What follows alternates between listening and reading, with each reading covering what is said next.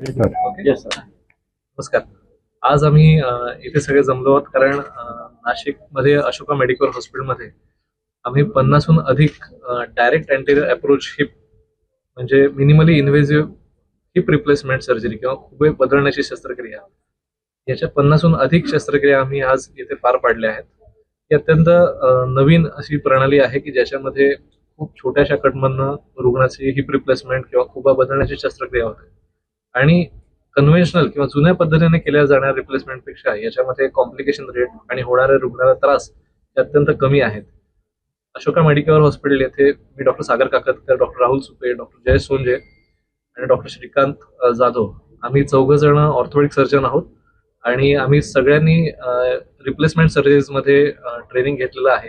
Robotic पद्धतीने आम्ही heap replacement आणि नी रिप्लेसमेंट करतो आणि त्याच्यातलाच हा एक पुढचा टप्पा म्हणून आपण बघितला पाहिजे.